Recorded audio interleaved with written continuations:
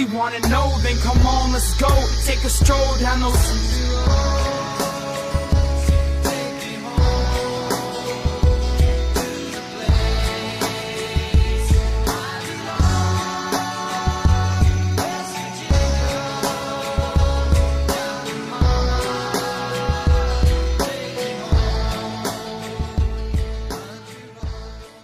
Having said that, before we put a bow on this recap of the 9th game of the season against TCU and West Virginia's victory, before we look ahead to next week, let's talk players of the game in this one. Offensively, who do you have as your player of the game in this game? It's going to be I'm going to have to go with Trayvon Wesco. That guy, like I said, you can't say enough about him. He just comes every single week, and it seems like he's playing better and better every single game. Absolutely. I also actually chose Trayvon Wesco. It's kind of hard not to with, like I said, he's the first tight end to lead West Virginia in receiving yards since 2002. And then also just the holes he's been opening in the run game and the way he's been driving people. It's just really impressive performances as of late. And I think that got to give it to Wesco in this one. So now defensively, mentioned the big game from David Long. A few other guys had solid games. I think there was a couple forced fumbles, a few tackles for a loss.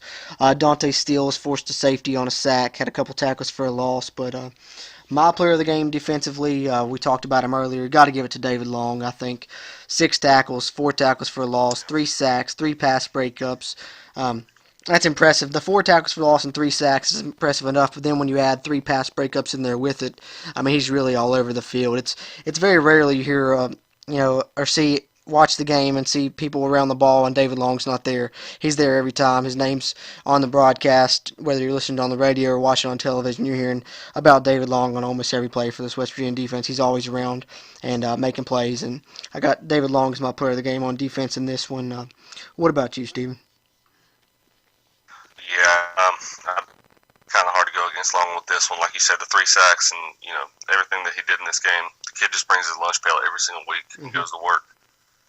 He never has a bad game. I don't feel like you say, he's around the ball every single play. I think it's hard to go against David Long with this one, with the kind of performance not only in this game but in every game.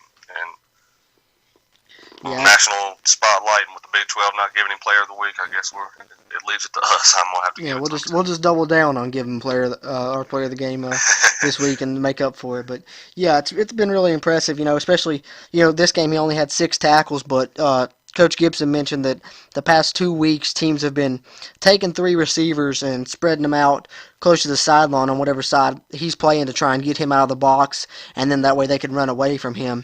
And even with teams still doing that, to rack up the numbers that he did is very impressive, because he's finding ways to still make plays despite teams game planning against him now at this point. So can't say enough about David Long.